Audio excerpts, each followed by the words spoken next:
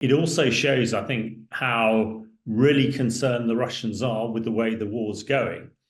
And if the shackles are off Ukraine with the sophisticated American weaponry they have, the ATACMS and the like, to attack into Russia, you can see that Russia is very nervous.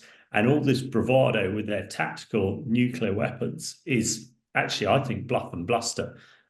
Certainly seeing the videos they posted yesterday showed me an organization that was, unprofessional. We understand that actually the nuclear warheads that the Russians claim to have on their Iskander missiles are actually conventional ones. So, yeah, I think it's a further indication that Russia is really, feeling that the war is not going as they see fit. And of course, Putin wants to do everything to ensure that he prevails. My name's Hamish de Bretton-Gordon. I was a British Army officer, commanded the 1st Royal Tank Regiment, now an academic and a commentator. Right, well, Hamish, thank you very much for talking to us. Might you be able just to start off by explaining exactly what's happened here? Well, from what we understand, the Russians have launched a satellite, which is a satellite that has the ability to attack other satellites or certainly put them out of condition. And this is against a backdrop. I think in 1967, states like the US and Russia and others signed a treaty that space would not be used for anything to do with defense.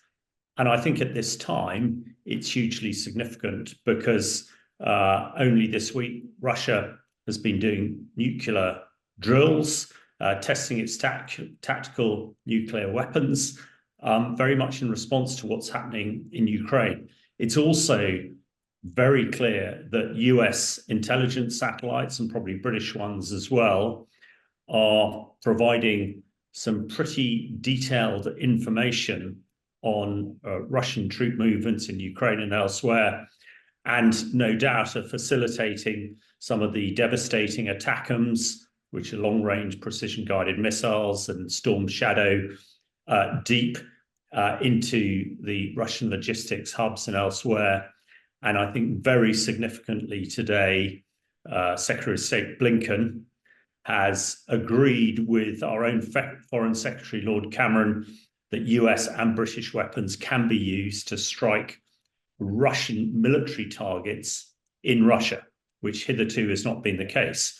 So when you put that all together, it starts to make sense. But then this news or development from the Russian side, potentially then this is a problem. Well, it's certainly a problem. The challenge with containing what is happening in Ukraine is something that is in everybody's interests. As we head towards an election in this country, I would suggest that we haven't been closer to war in Europe since the summer of 1939. And any misunderstanding or misinterpretation, particularly of strategic assets like satellites, could be the trigger that would turn the war in Ukraine into a European war and even further. So this is the potential to escalate things way beyond the borders of Ukraine. Because, of course, we see on the news, everybody sees on the news pictures from Ukraine, and often with warfare and the like, you see planes and boats and this kind of thing. One thing that is sort of outside of the public consciousness almost is what happens in space and the potential implications that it can have. Absolutely. Space is critical for intelligence. It's critical for communications. Many people have heard of the Starlink system, Elon Musk system, which is satellites, communication satellites, which are enabling an awful lot of activity in Ukraine and also around the world. Virtually every drone that is flying in Ukraine, every missile that's flying is being directed via a satellite. Every bit of intelligence that's being collected, or a lot of what we call the strategic, the really big intelligence, where the major troop movements are, where the Russian commanders are, etc., is being collected by satellite intelligence, but not just sort of video that people would understand and satellite imagery, but what we call signals intelligence. That's what people are talking about on the ground and in the airwaves. Also imagery intelligence. So virtually everything that is not a soldier on the ground or a drone flying at a few hundred feet from an intelligence perspective is coming from space. Of course, Russia have said that the launch of, or whatever America have said, the launch of a counter space weapon is misinformation. Well, one would expect the Russians to say nothing different. The whole Russian communications campaign is about misinformation and disinformation and propaganda. So yeah, I generally think if Russia says something, the truth is probably about 180 degrees or diametrically opposed to what they're saying. So what one would expect that. I think also, the Russians would expect probably the Americans have a similar capability to take down Russian satellites. Now, it might well be that they don't actually have a satellite, a hunter-killer satellite in space, as the Russians appear to do at the moment, but there would be other means for taking it down. So, yeah, this seems to be a bit of a sort of tit for tat, I expect, but it also shows, I think, how really concerned the Russians are with the way the war's going. And if the shackles are off Ukraine with the sophisticated American weaponry they have, the ATACMS and the like, to attack into Russia, you can see that Russia is very nervous. And all this bravado with their tactical nuclear weapons is actually, I think, bluff and bluster. Certainly seeing the videos they posted yesterday showed me an organization that was, unprofessional. We understand that actually the nuclear warheads that the Russians claim to have on their Iskander missiles are actually conventional ones. So yeah, I think it's a further indication that Russia is really, feeling that the war is not going as they see fit. And of course, Putin wants to do everything to ensure that he prevails.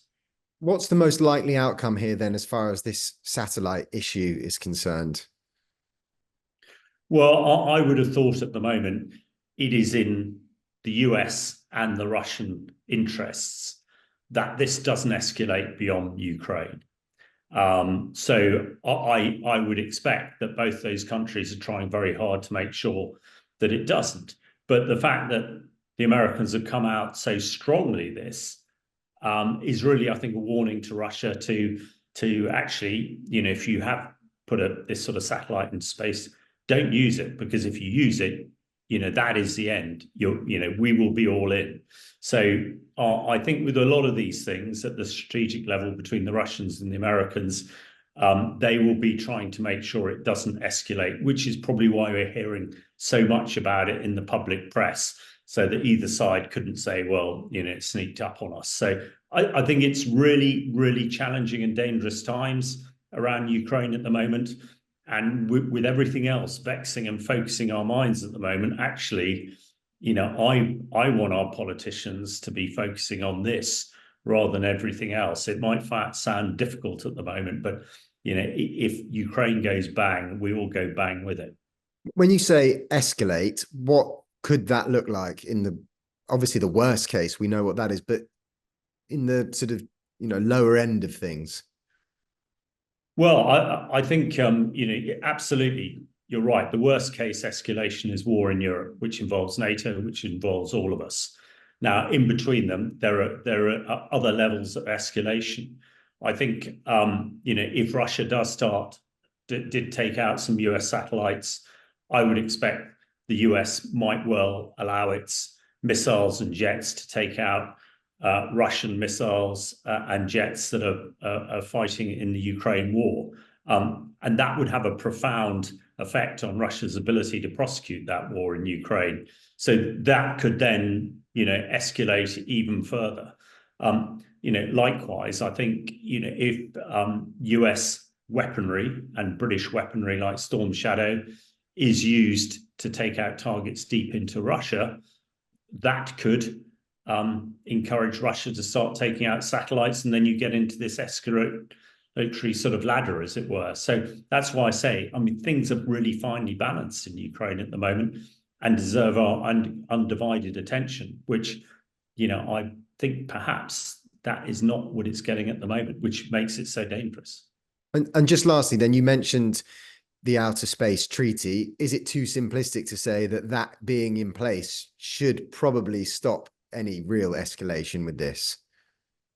I think it is too simple to say that. And, I may be super cynical, having spent the last 40 years of my life on the battlefields of the world, protected allegedly by the Geneva Convention, Chemical Weapons Convention, and elsewhere. But, I was with the Peshmerga when chlorine gas was chucked at us. That was against the Chemical Weapons Convention. I fought in Afghanistan and elsewhere where the Geneva Convention has been completely ignored.